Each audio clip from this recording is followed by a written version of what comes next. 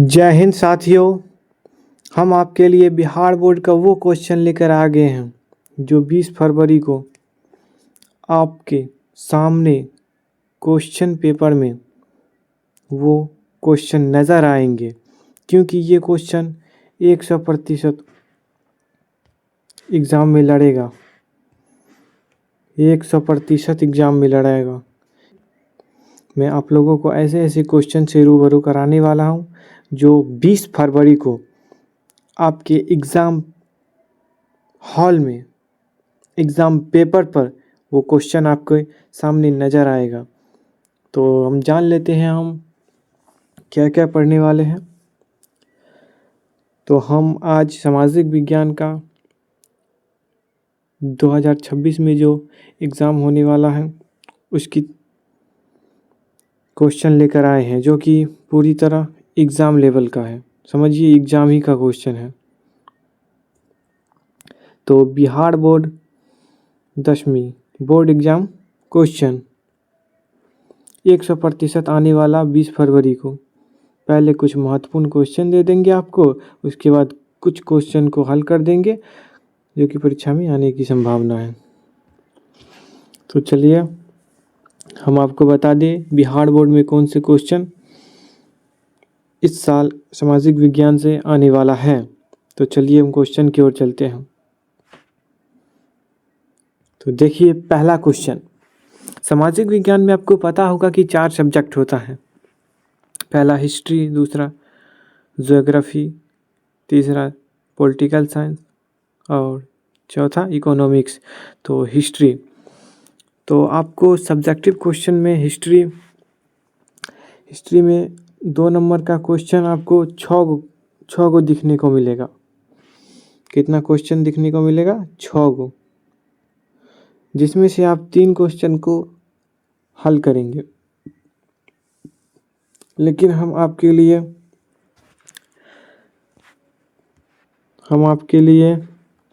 18 question लाए हैं। इस 18 में से 3 क्वेश्चन आवश्यक ही मिलेगा, आवश्यक, वादा के साथ बोल रहा हूँ। 18 क्वेश्चन में से 3 क्वेश्चन बिहार बोर्ड एग्ज़ाम 2026 में पक्का हिट करेगा, ये दावा है। समझे? तो बता दें आपको पहला क्वेश्चन है, खिलाफत आंदोलन का क्या कारण थे, यानी कि खिलाफत आंदोलन क्यों हुआ। दूसरा, असहयोग आंदोलन क्यों वापस ले लिया गया। तीसरा, हो ची मिन्ह मार्ग की क्या उपयोगिता है। चौथा, यूटोपियन एवं वैज्ञानिक समाजवाद में क्या अंतर है। पाँचवा, भारत सरकार अधिनियम 1919 के 2 प्रावधान बताएं। छठा, गांधी इरविन पैक्ट क्या है।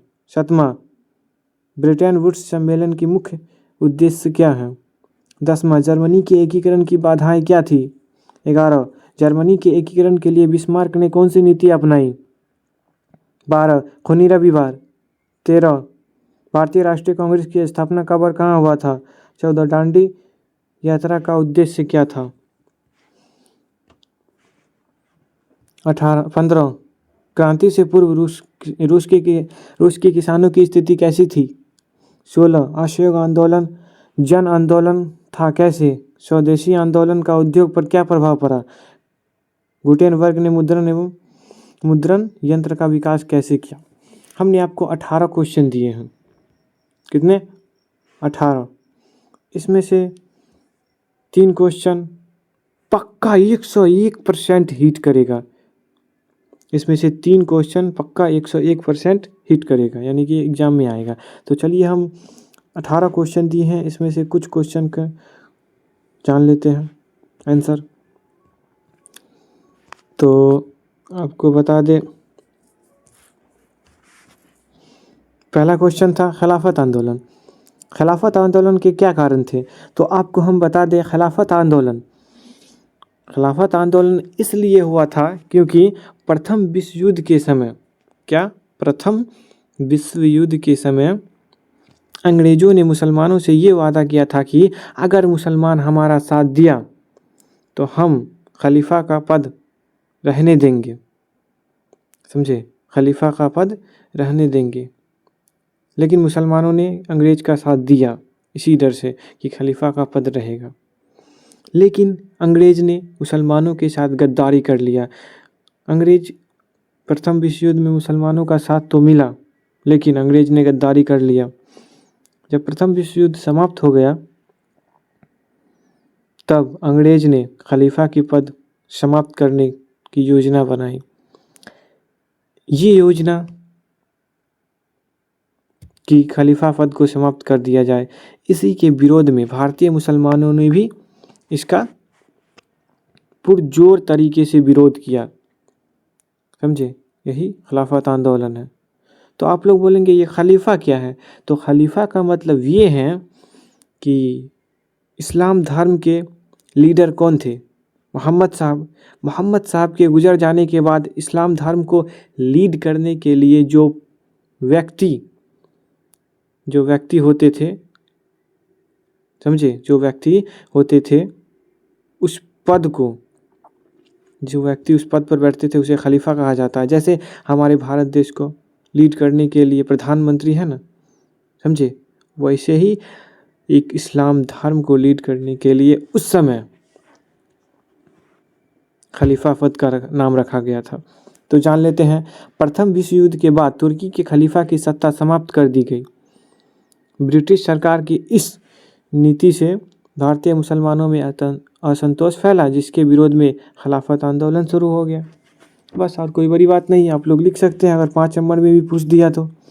दूसरा, असहयोग आंदोलन क्यों वापस लिया गया? तो आपको बता दें कि असहयोग आंदोलन 1920 ईस्वी में शुरू हुआ था।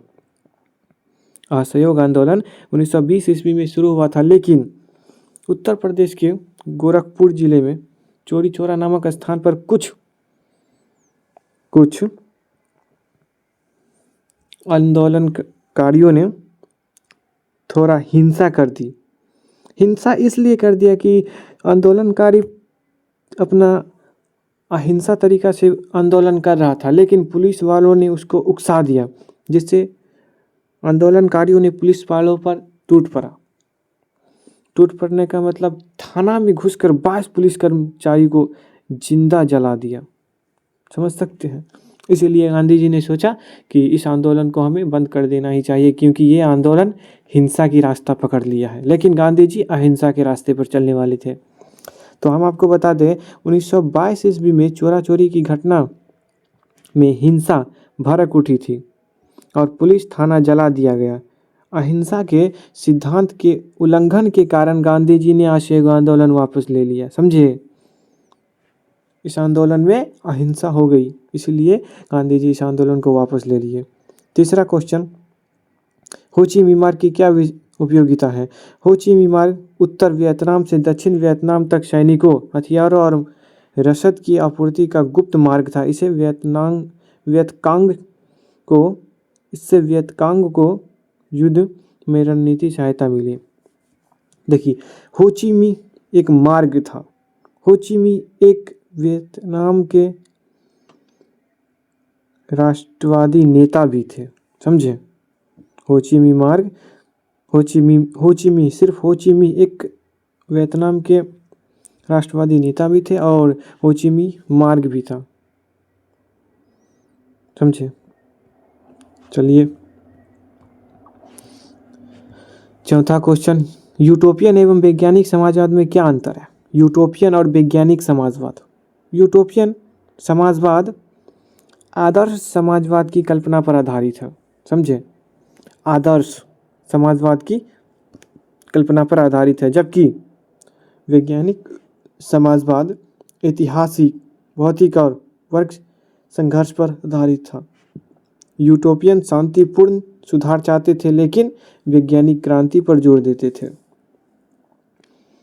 समझे, जैसे कि कार्ल मार्क्स क्रांति चाहते थे, क्रांति। और रॉबर्ट ओवन यूटोपियन समाजवादी थे। उसके बाद 5वां नंबर क्वेश्चन, भारत सरकार अधिनियम 1919 के 2 प्रावधान को बताएं। तो आपको बताना है कि 1919 अधिनियम के तहत, समझे, बहुत सारे अधिनियम हुए भारत सरकार के। भारत सरकार अधिनियम, यानी कि इंग्लैंड से समझे। इंग्लैंड से कुछ कानून बनकर आते थे और भारतीयों पर थोप दिए जाते थे कि इसको मानना ही पड़ेगा। ऐसा ही कुछ हुआ 1919 ईस्वी को। इस अधिनियम द्वारा प्रांतों में द्वैत शासन लागू कर दिया गया। प्रांतों यानी कि उस समय अंग्रेजों की 3 प्रांत हुआ करते थे, कोलकाता, मद्रास और बम्बई, समझे। तो सबसे मुख्य प्रांत कोलकाता हुआ करता था। इस अधिनियम द्वारा प्रांतों में द्वैत शासन लागू कर दिया गया। प्रांतों में कहाँ? प्रांतों में द्वैत शासन लागू कर दिया गया। केंद्रीय विधान परिषद का विस्तार किया गया तथा सीमित मताधिकार के आधार पर भारतीय को शासन में भागीदारी दी गई। यानी कि 1919 अधिनियम के तहत भारतीयों को भी, समझे, अंग्रेजी सेना में भर्ती करने की इजाज़त मिल गई। यानी कि अंग्रेजी, हमारे भारत पर अंग्रेज 2 गुलाम बनाए थे, तो हमारे भारत में कुछ चलाने के लिए सिस्टम हुआ करता था। कुछ अंग्रेज अधिकारी आते थे, अंग्रेज अधिकारी बनकर कुछ पद होते थे, यानी कि उसी पद पर भारतीयों को भी अब बैठाने लगा, समझे। नहीं तो पहले भारतीयों को कुछ अधिकार नहीं था। छठा, गांधी इरविन पैक्ट क्या है?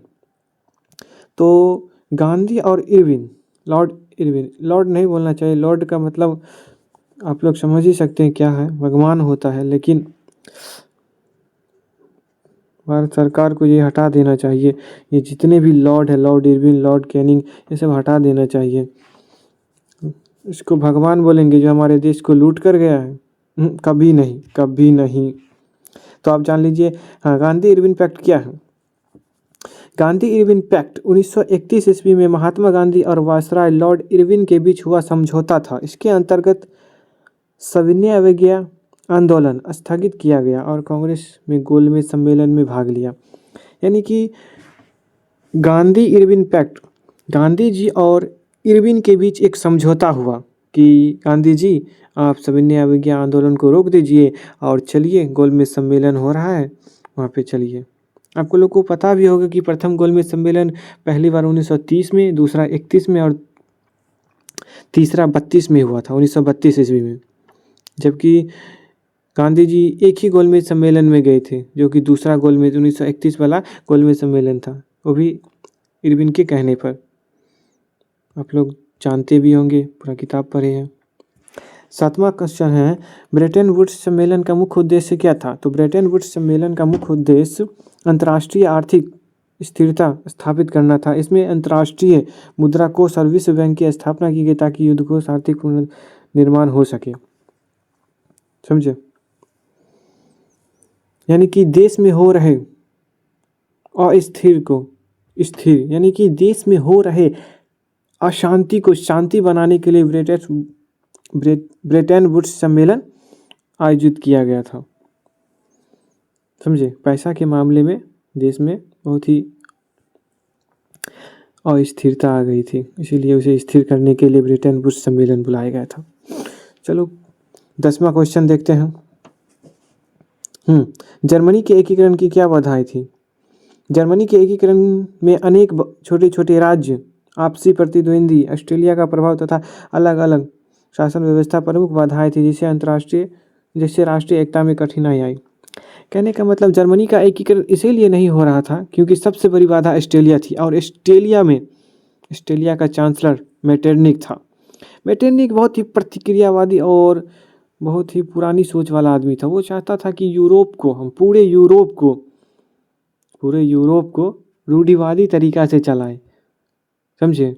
पूरे यूरोप को कोई भी अच्छा काम ना होने दे, जनता जैसे जी रहा है, भूखमरी है, जैसे भी है उसको ऐसे ही रहने दे, हमें शासन करने से मतलब है, शासन करो पर जनता की भलाई नहीं। यही सब हो रहा था उस समय। लेकिन जर्मनी के एकीकरण में बिस्मार्क ने लो एवं रख नीति के द्वारा जर्मनी का एकीकरण किया। अब 11 नंबर क्वेश्चन है, जर्मनी के एकीकरण के लिए बिस्मार्क ने कौन सी नीति अपनाई? तो आपको बता देना होगा कि जर्मनी के एकीकरण में लो एवं रक्त नीति अपनाई। उसने कूटनीति और युद्ध के माध्यम से ऑस्ट्रेलिया, डेनमार्क और फ्रांस को पराजित कर जर्मनी का एकीकरण किया। बाबा, जर्मनी के एकीकरण में बिस्मार्क ने बहुत ही बड़ा दिमाग लगाया था, आपको पता है? अगर पता होगा, देखिए बिस्मार्क ने पहले ऑस्ट्रेलिया से दोस्ती करके डेनमार्क के अंतर्गत दो क्षेत्र आते थे, हॉल्सविन और सॉल्सविंग और हॉल्स्टिंग, कुछ दो क्षेत्र थे, डेनमार्क कब्जा किए हुए थे, समझे? तो ऑस्ट्रेलिया और प्रशा के प्रधानमंत्री बिस्मार्क बने गए थे ना। तो ऑस्ट्रेलिया और प्रशा दोनों मिलकर डेनमार्क से सॉल्सविन और हॉल्स्टिन को छुड़ा लिए, समझे? उसके बाद हॉल्सविन को शायद, हाँ, उसके बाद ऑस्ट्रेलिया और प्रशा के बीच ही खुद लड़ाई हो गया। उसके बाद फ्रांस के बीच लड़ाई हुआ। समझिए ना, बहुत बड़ा दिमाग है बिस्मार्क का, इतना बड़ा दिमाग लगाकर जर्मनी का एकीकरण किया। खूनी रविवार क्या है? खूनी रविवार 1905 ईस्वी में रूस की वह घटना थी जब शांतिपूर्ण प्रदर्शन कर रहे मजदूरों पर सेना ने गोली चला दी। इससे रूस में क्रांति की भावना और अधिक तेज हो गई। यानी कि 1905 ईस्वी में हुआ क्या? देखिए 1905 ईस्वी में रूस ने एक छोटे से देश जापान नहीं कह सकते हैं छोटे, लेकिन बहुत आगे अभी चल रहा है। आप लोग को मालूम है, टेक्नोलॉजी के मामला में जापान अभी सबसे आगे चल रहा है बाबू, चाइना को भी टक्कर दे रहा है। तो उस समय जापान छोटे से देश रूस को हरा देता है, समझे? हरा देता है। इस चक्कर में रूस के नेता गुस्से से लाल हो जाता है और अपने महल में बैठे होते हैं, हार की शोक मनाते हैं।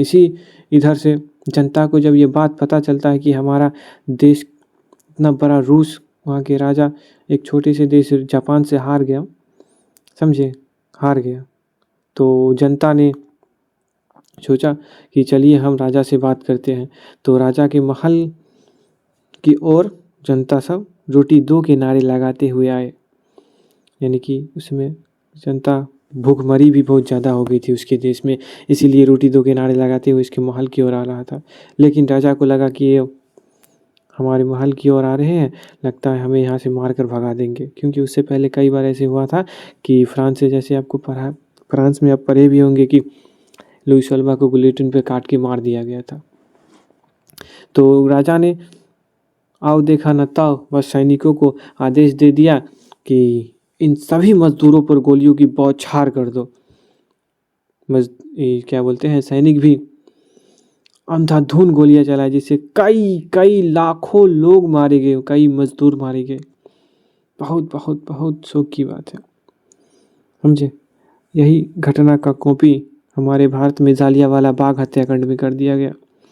जनरल डायर ने डायर को आदेश दिया और गोली चलवा दी। बहुत दुख की बात है। 13 नंबर क्वेश्चन है, भारतीय राष्ट्रीय कांग्रेस की स्थापना कब और किसने की थी? भारतीय राष्ट्रीय कांग्रेस की स्थापना 1885 ईस्वी में बम्बई में हुई थी। इसके संस्थापक ह्यूम थे और इसका उद्देश्य राष्ट्रीय एकता तथा राजनीतिक चेतना का विकास था। आपको ऑब्जेक्टिव में क्वेश्चन आ सकता है कि भारतीय राष्ट्रीय कांग्रेस की स्थापना कब हुई थी, तो आपको बताना है 1885 ईस्वी में। राष्ट्रीय कांग्रेस बहुत ही मजबूत पार्टी थी उस समय। 14, आपको 14 नंबर क्वेश्चन में आना है, दांडी यात्रा का उद्देश्य क्या था? तो आपको बताना है, दांडी यात्रा का उद्देश्य ब्रिटिश नमक कानून का विरोध करना। महात्मा गांधी ने 1930 में नमक बनाकर कानून तोड़ा और सविनय अवज्ञा आंदोलन को जन आंदोलन बनाया, समझे? सविनय अवज्ञा आंदोलन को जन आंदोलन बनाया। आपको बता दें कि हमने आपको 14 क्वेश्चन करवाए हैं, जबकि हमने 18 क्वेश्चन दिए हैं। 18 में से 3 तो पक्का हिट करेगा 2026 के 20 तारीख को एग्जाम में। तो आप लोग 18 क्वेश्चन को अच्छे से देख लीजिएगा, कॉपी पर नोट कर लीजिएगा। और कुछ सब्जेक्टिव क्वेश्चन भी है जो आपको एक बनाना होता है। तो हमने क्वेश्चन दे दिए हैं, इसका एक्सप्लेनेशन नहीं करवाए हैं। तो आप लोग इस क्वेश्चन को अच्छे से देख लीजिएगा। मेरा वादा है इसमें से एक क्वेश्चन टकराएगा। तो पहला क्वेश्चन देख लीजिएगा। पहला क्वेश्चन है, भारतीय राष्ट्रीय कांग्रेस भारतीय राष्ट्रीय आंदोलन में गांधी जी की भूमिका की विवेचना करें। यानी कि भारतीय को आज़ाद कराने में, भारत के आज़ाद कराने, यानी कि गांधी जी ने भारत को आज़ाद कराने के लिए कितने सारे आंदोलन किए, उन आंदोलन को बारे में बता देना है। यानी कि सविनय अवज्ञा आंदोलन, सब और क्या है, और क्या है, 1920 ईस्वी में आंदोलन हुआ था, 1930 ईस्वी में हुआ था। हाँ, सविनय अवज्ञा आंदोलन, असहयोग आंदोलन, भारत छोड़ो आंदोलन, इस सब के बारे में जानकारी लिख देना है।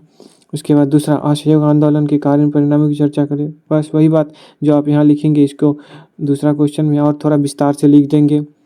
तीसरा क्वेश्चन, सविनय अवज्ञा आंदोलन कारण परिणाम, वही क्वेश्चन है, पहला जो क्वेश्चन में आप लिखेंगे ना, वही क्वेश्चन में यहाँ पर भी लिखना होगा, थोड़ा विस्तार से लिखना होगा।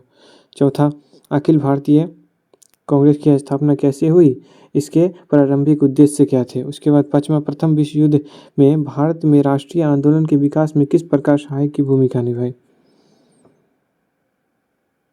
यानी कि प्रथम विश्व युद्ध जो चल रहा था, प्रथम विश्व युद्ध ने भारत में राष्ट्रीय आंदोलन के विकास में किस प्रकार सहायक है। तो आपको बताना है कि प्रथम विश्व युद्ध ने भारत में राष्ट्रीय आंदोलन के विकास में महत्वपूर्ण भूमिका निभाई है।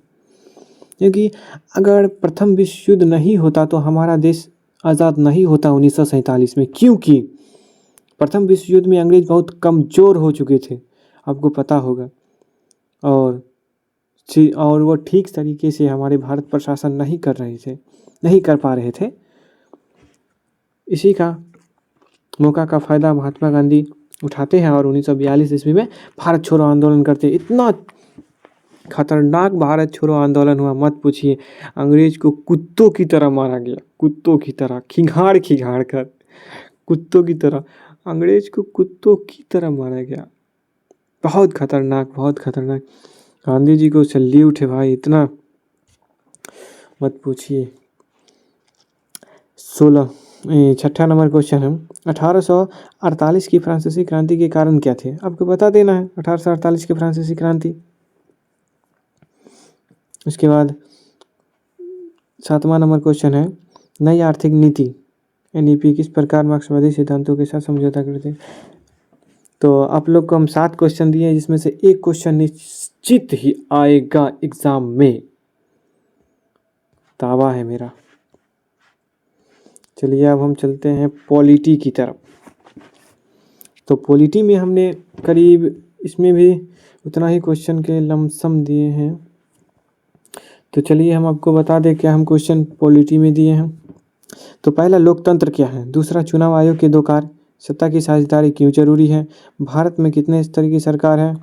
5वां, संविधान में मौलिक अधिकार का क्या महत्व है। परिवारवाद क्या है, सांप्रदायिकता क्या है, धर्मनिरपेक्ष आप क्या समझते हैं। केंद्र शासित राज्य क्या है, भारत को गणतंत्र क्यों कहा जाता है, दल बदल कानून क्या है। बस यही सब है, कोई बड़ी बात नहीं है। तो हमने पहला क्वेश्चन बोला लोकतंत्र क्या है, तो आपको बोलना है लोकतंत्र वह शासन प्रणाली है जिसमें सत्ता जनता के हाथों में होती है। जनता अपने मन से प्रतिनिधियों को चुनते हैं और उन चुने हुए प्रतिनिधि सत्ता में जाकर जनता के हित के लिए कार्य करते हैं। अगर वह प्रतिनिधि जनता के हित के लिए कार्य नहीं करते हैं तो अगले 5 वर्ष के बाद फिर से चुनाव होता है। समझे ना, होता है कि नहीं, आप लोग बताइएगा। 5 वर्ष बाद चुनाव होता है कि नहीं। तो अगले 5 वर्ष बाद फिर से चुनाव होता है। फिर उस प्रतिनिधि को वोट नहीं दिया जाता है, दूसरे प्रतिनिधि को दिया जाता है, अगर अच्छे काम नहीं किए तो। बस यही सब है।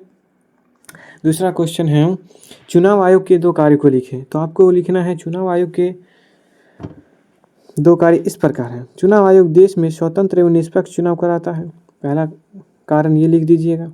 दूसरा, यह मतदाता सूची तैयार करता है और चुनाव आचार संहिता का पालन सुनिश्चित करता है। दूसरा नंबर लिख दीजिएगा, यह मतदाता सूची तैयार करता है, और एक्स्ट्रा में लिख दीजिएगा चुनाव आचार संहिता का पालन सुनिश्चित करता है। तीसरा, सत्ता की साझेदारी क्यों जरूरी है। सत्ता की साझेदारी क्यों जरूरी है, तो आपको बताना है सत्ता की साझेदारी विभिन्न वर्गों और क्षेत्रों को शासन में भागीदारी मिलती है। सत्ता की साझेदारी से विभिन्न वर्गों और क्षेत्रों को शासन में भागीदारी मिलती है। इससे सत्ता का दुरुपयोग रुकता है और लोकतंत्र मजबूत होता है। समझे? तो चलिए चौथा नंबर क्वेश्चन को हम देखते हैं। 4 नंबर क्वेश्चन को, भारत में कितने स्तर की सरकार है? कितने स्तर की सरकार है? तो आपको बताना है भारत में त्रिस्तरीय सरकार है। पहला केंद्र शासित राज्य सरकार और स्थानीय सरकार। यह व्यवस्था संघीय शासन प्रणाली को दर्शाती है। सही बात। 5वां, केंद्र सरकार जहाँ पे हम यानी कि जहाँ प्रधानमंत्री शासन संभालते हैं, राज्य सरकार जहाँ मुख्यमंत्री शासन संभालते हैं, स्थानीय यानी कि सबसे नीचे ग्राम के लोग यानी कि मुखिया, सरपंच, वार्ड नंबर ये सब जो संभालते हैं वो हुआ स्थानीय सरकार। तो आपको 5वां क्वेश्चन है, संविधान में मौलिक अधिकार का क्या महत्व है? भाई बहुत महत्व है मौलिक अधिकार का। मौलिक अधिकार नागरिकों की स्वतंत्रता की रक्षा करता है। यह समानता, स्वतंत्रता और न्याय सुनिश्चित कर लोकतांत्रिक व्यवस्था को सुदृढ़ बनाता है। यानी कि मौलिक अधिकार एक तरह से हमारे बहुत काम आते हैं। जब आपातकाल भी देश में लगता है ना, उस समय भी मौलिक अधिकार लागू होता है। समझे? कुछ कुछ आपातकाल ऐसे होते हैं जहाँ मौलिक अधिकार को रद्द भी कर दिया जाता है, मतलब नहीं लागू होता है नागरिकों पर, लेकिन बहुत ऐसे होते हैं लागू रहते हैं। तो 6ठा नंबर बताना है, परिवारवाद क्या है? तो आंसर आपको बताना है, परिवारवाद वह स्थिति है जिसमें राजनीतिक दलों में सत्ता और पद एक ही परिवार के सदस्यों तक सीमित रह जाते हैं, जिससे लोकतांत्रिक मूल्य कमजोर होते हैं। जैसे कि हमारे प्रिय लालू जी, पहले लालू जी थे, अब उनके बेटा आ गए हैं सत्ता में, पीढ़ी दर पीढ़ी। यही बता रहा है परिवारवाद क्या है। तो यानी कि परिवारवाद उदाहरण से हमको बताया, प्रिय लालू जी सत्ता में थे, उसके बाद उसके बेटा तेजस्वी जी आना चाहते हैं, उसके भाई तेज प्रताप। यानी कि परिवारवाद यही हुआ, यानी कि एक ही परिवार के सदस्य सत्ता में आते रहते हैं, वही परिवारवाद हुआ। आपको हम बता दिए। 7वां, सांप्रदायिकता क्या है? सांप्रदायिकता वह भावना है जिसमें व्यक्ति अपने धर्म को अन्य धर्मों से श्रेष्ठ मानता है। समझे? और राजनीति में धर्म का दुरुपयोग करता है। यही हाल अभी हमारे भारत में चल रहा है, बीजेपी वाले कर रहा है। क्या बोले भाई, जो सच है वही ना बोलना है। सांप्रदायिकता क्या है? यानी कि सांप्रदायिकता वह भावना है जिसमें व्यक्ति अपने धर्म को श्रेष्ठ मानता है। समझे? यानी अपने धर्म को सबसे बड़ा मानता है और राजनीति का दुरुपयोग करता है, यानी कि और राजनीति में इसका दुरुपयोग करता है।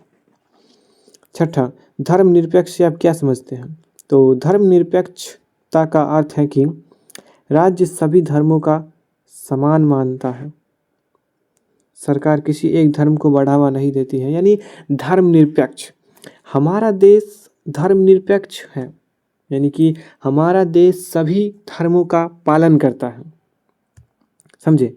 हमारा देश सभी धर्मों का पालन करता है, यानी कि सभी धर्मों का मानने की आज़ादी है, कोई भी धर्म भारत में मान सकता है। लेकिन हमारे देश में सांप्रदायिकता है, सब लोग अपने आप को अपना धर्म श्रेष्ठ समझता है।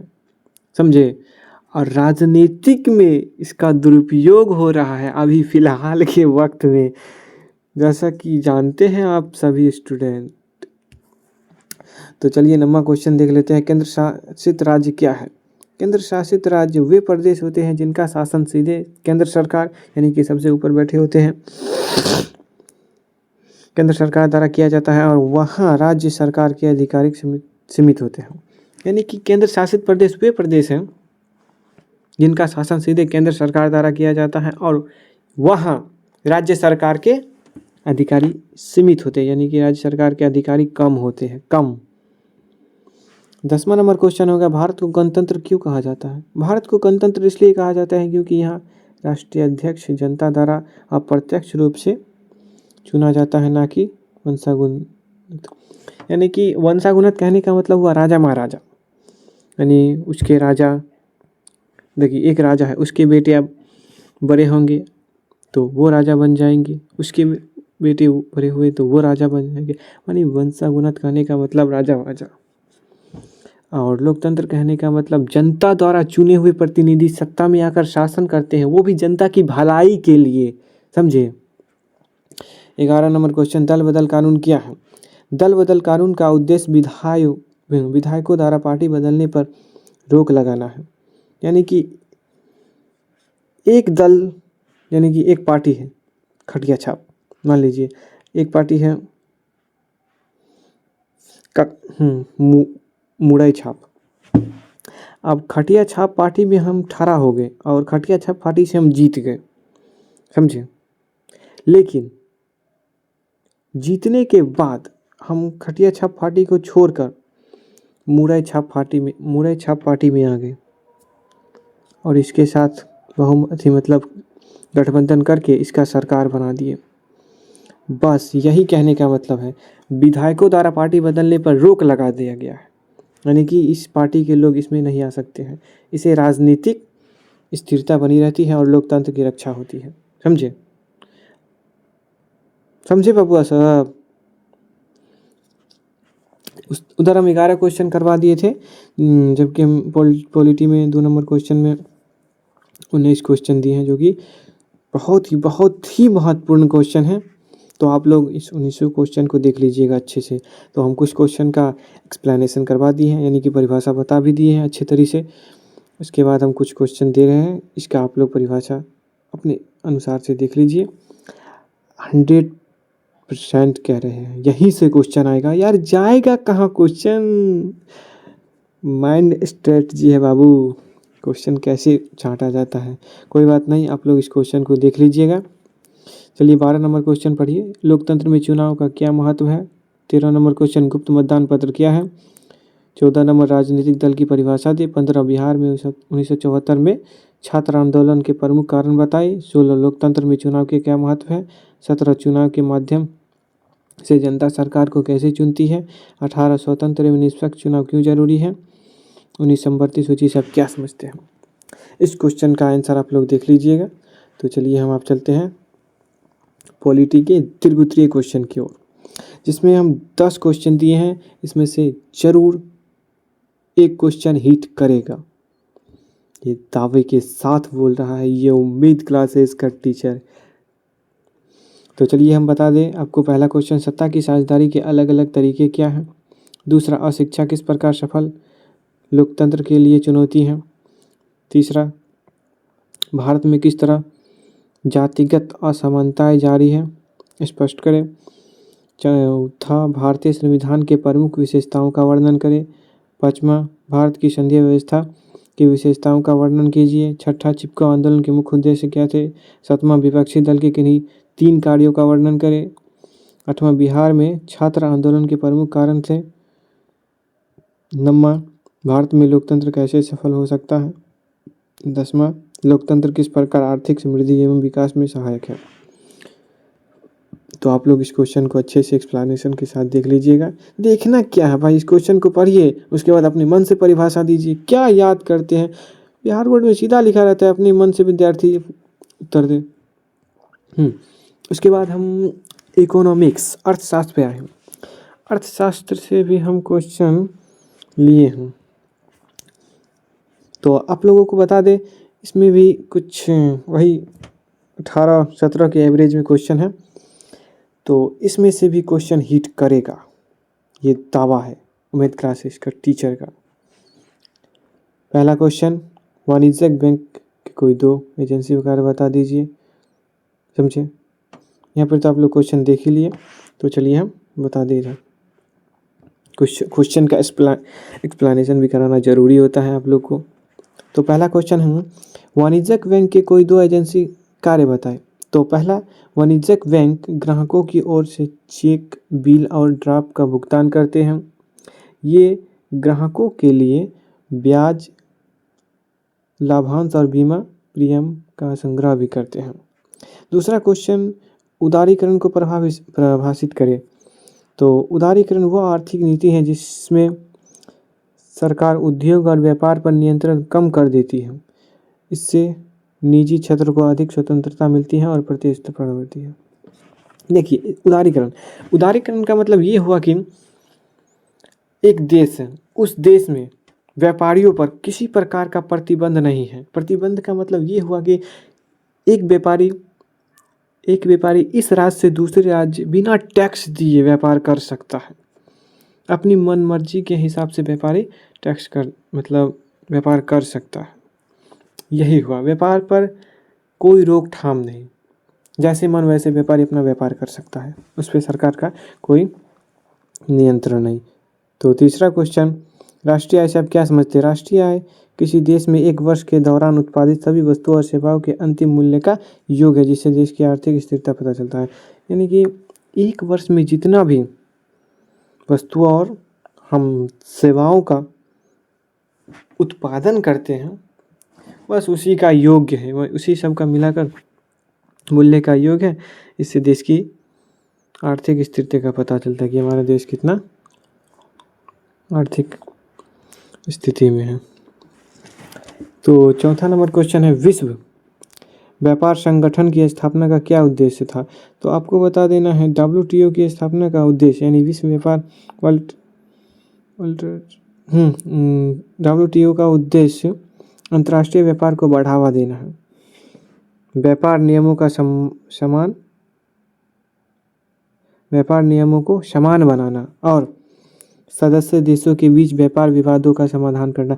यानी कि ये दुनिया लेवल की बात कर रहा है, यानी कि एक देश दूसरे देश से आसानी से व्यापार कर सके, उसमें कोई देश रुकावट या फिर कोई अलग तरीके के विवाद ना पैदा कर दे।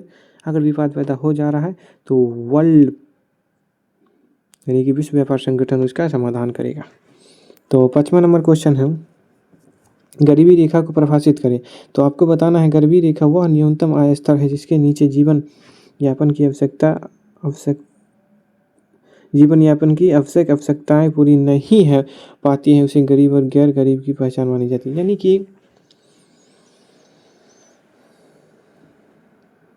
यानी कि गरीबी होती है, लेकिन गरीबी जीवन भी हमारा गरीबी।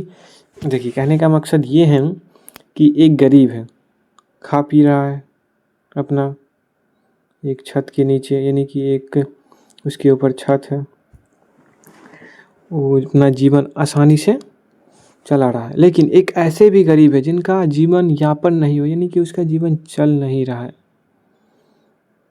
यानी कि बहुत बहुत गरीब है, उसे गैर गरीब की पहचान मानी जाती है, वही गरीबी रेखा हुआ।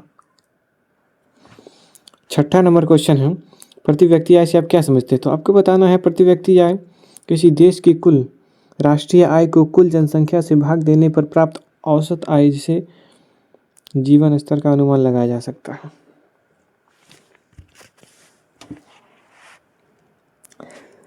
प्रति व्यक्ति आय हुआ क्या? देखिए देश की कुल राष्ट्रीय आय, यानी हमारे देश में जितने भी राष्ट्रीय यानी कि आय है पैसा, उसको हमारे देश में जितने भी जनसंख्या है उससे भाग दे दीजिए, और जो भागफल आएगा वही हमारा प्रति व्यक्ति आय हो जाएगा, सीधी बात। उसके बाद आपको बताना है 7वां नंबर क्वेश्चन, मिश्रित अर्थव्यवस्था क्या है? मिश्रित अर्थव्यवस्था वह अर्थव्यवस्था है जिसमें सार्वजनिक और निजी दोनों क्षेत्र मौजूद होते हैं। इसमें सरकार और निजी संस्थाएं मिलकर आर्थिक गतिविधियां संचालित करती है। यानी कि एक होता है पूंजीवादी व्यवस्था, एक होता है साम्यवादी व्यवस्था। लेकिन पूंजीवादी व्यवस्था अभी फ़िलहाल में अमेरिका में है, यानी कि अमेरिका ने पूंजीवादी व्यवस्था को अपनाया है। पूंजीवादी व्यवस्था का मतलब ये हुआ कि इसमें सरकार का कोई नियंत्रण नहीं रहेगा, जो भी देश के लोग हैं अपने मन से सब कुछ कर सकता है। लेकिन साम्यवाद व्यवस्था पूरा इसका विपरीत है, इसमें पूरी तरह सरकार इसका नियंत्रण करेगा, यानी कि जितने भी देश के चीज़ हैं उस पर सब पर सीधा सरकार का नियंत्रण होगा, जो कि अभी फ़िलहाल रूस में है ये व्यवस्था। लेकिन हमारा देश ऐसा नहीं किया, हमारा देश ने इन दोनों का मिश्रण करके मिश्रित अर्थव्यवस्था कर दिया, यानी कि कुछ व्यवस्थाओं कुछ चीज़ों को सरकार देखेगी और कुछ ऐसी चीज़ है जो निजी संस्थान अपना संभालेगी। तो पूंजीवादी व्यवस्था किसे कहते हैं? पूंजीवादी व्यवस्था वह प्रणाली है जिसमें उत्पादन के साधनों पर निजी स्वामित्व होता है। समझे, उत्पादन के साधन पर निजी स्वामित्व होता है। जैसे कि एक फैक्ट्री है, उस फैक्ट्री को खोले हम, मान लीजिए हम खोले इस फैक्ट्री को, अपने पैसे उसे लगा के फैक्ट्री खोले। उस अगर ये फैक्ट्री अमेरिका में होगा तो इस फैक्ट्री का मालिक आप होंगे। अगर यही फैक्ट्री अगर रूस में होगा तो इस फैक्ट्री का मालिक सरकार होगा, सरकार, यानी इस पर निजी व्यक्ति का अधिकार नहीं होगा। समझे, बस यही बात है। नौवां क्वेश्चन, सतत विकास से आप क्या समझते हैं? सतत विकास वह विकास है जिसमें वर्तमान आवश्यकताओं की पूर्ति इस प्रकार की जाती है कि भविष्य की पीढ़ी की आवश्यकता पर कोई नकारात्मक प्रभाव न पड़े। यानी कि हमारे मानव जीवन में जो भी चीज़ सीमित है उसे उपयोगी तरीके से उपयोग करना चाहिए। जैसे कि कोयला, पेट्रोल, ये सब सीमित है, उसको पानी, जैसे कि पानी को उदाहरण ले लेते हैं, वो सीमित है, उसको हमें अच्छे से उपयोग करना चाहिए, उपयोगिता के अनुसार ही उपयोग करना चाहिए, ना कि उसे दुरुपयोग करना चाहिए। क्योंकि आने वाली पीढ़ी का क्या होगा, वो भी तो उसी पानी का यूज करेगा। तो चलिए 10 नंबर क्वेश्चन देख लेते हैं। आय से आप क्या समझते हैं? आय वह धन या साधन है जो व्यक्ति को किसी निश्चित अवधि में श्रम, व्यवसाय, संपत्ति या सेवा के बदले प्राप्त होता है और जीवन यापन में सहायक होता है। 11, क्रेडिट कार्ड क्या है? क्रेडिट कार्ड एक बैंक द्वारा जारी भुगतान साधन है जिसके माध्यम से उपभोक्ता उधार पर वस्तुएं और सेवाएं खरीद सकता है और बाद में भुगतान कर सकता है। जैसे कि आप लोन पर एक मोबाइल ले लिए, अब उसको किस्त दे रहे हैं, वही बात हो गया क्रेडिट कार्ड। भुगता उधार पर वस्तुएं और सेवाएं खरीदता है और बाद में भुगतान करता है, यानी कि वही बात हो गया। साख क्या है? साख वह व्यवस्था है जिसमें बैंक या वित्तीय संस्थाएं उधारकर्ता की विश्वसनीयता के आधार पर धन उधार देती है जिसे निश्चित समय पर लौटाना होता है। यानी कि एक व्यक्ति है, हम एक व्यक्ति से पैसा लिए और उससे एक समय सीमा, डेट निश्चित कर लिए कि हम आपको इतना तारीख को पैसा देंगे, तो हम उस तारीख को उनको पैसा देंगे, तो वही साख हुआ। समझे। उसके बाद 13 नंबर क्वेश्चन हम बता दें, विनिमय वस्तु विनिमय प्रणाली क्या है? 14 नंबर क्वेश्चन, सूक्ष्म वित्त योजना को परिभाषित करें। 15, सहकारिता से आप क्या समझते हैं? 16, बहुराष्ट्रीय कंपनी किसे कहते हैं? 17, स्वयं सहायता समूह से आप क्या समझते हैं? 18, वैश्वीकरण से आप क्या समझते हैं? तो चलिए दीर्घ उत्तरीय क्वेश्चन भी देख लेते हैं। हमने कुछ दीर्घ उत्तरीय क्वेश्चन भी लाए हैं आपके लिए, तो चलिए देख लेते हैं। पहला क्वेश्चन है, भारत जैसे विकासशील देश में सूक्ष्म वित्तीय संस्थाओं की उपयोगिता की विवेचना करें। दूसरा, वैश्वीकरण की प्रक्रिया में बहुराष्ट्रीय कंपनी की भूमिका की विवेचना करें। तीसरा, राष्ट्रीय आय की परिभाषा दें, उसकी गणना और उसकी विधियाँ कौन सी हैं। 14 नंबर क्वेश्चन, राष्ट्रीय आय क्या है? राष्ट्रीय आय की गणना में आने वाली कठिनाइयों का वर्णन करें। ऐसे ही सब क्वेश्चन आप लोग देख कर हल कर लीजिए।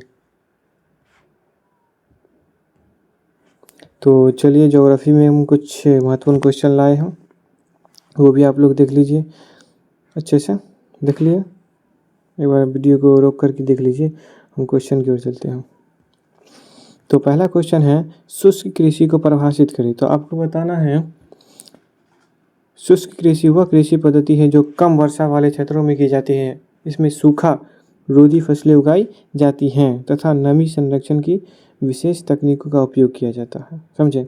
ये सूखे वाले इलाके क्या बोलते हैं, क्षेत्रों की कम वर्षा यानी कि सूखे इलाके में की जाती है। समझे, ये सूखा रोधी फसलें होती है। समझे। बस। दूसरा नंबर क्वेश्चन, आधारभूत उद्योग से आप क्या समझते हैं? आधारभूत उद्योग वे उद्योग होते हैं जो अन्य उद्योग को कच्चा माल, मशीनें या ऊर्जा प्रदान करती है। इसके विकास से देश में अधिक विकास की गति मिलती है। तीसरा, भारत में जलोढ़ मृदा मुख्यतः कहाँ पाई जाती है? भारत में जलोढ़ मृदा कहाँ पाई जाती है? तो आपको बताना है भारत में जलोढ़ मृदा उत्तरी मैदान में पाई जाती है। गंगा, यमुना, ब्रह्मपुत्र और उसकी सहायक नदियों द्वारा लाई गई उपजाऊ मिट्टी होती है। समझे?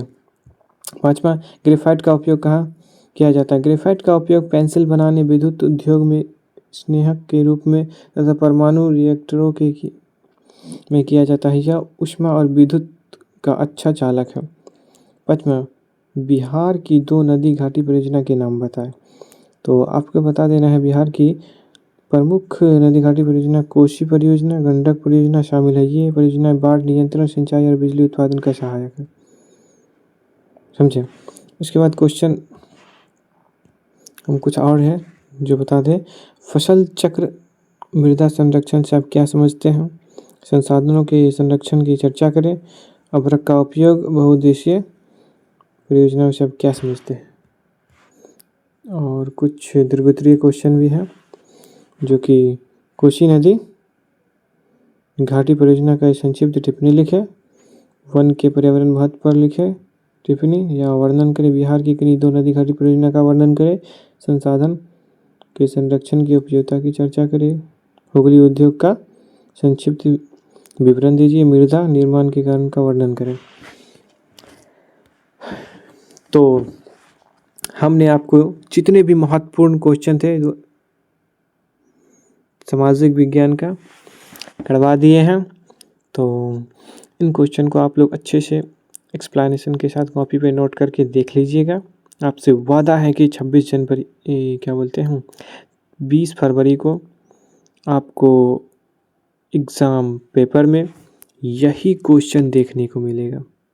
तो फिर हम अब अगले सब्जेक्ट की तैयारी और माइंड स्ट्रेटजी के साथ क्वेश्चन को छांटने चले।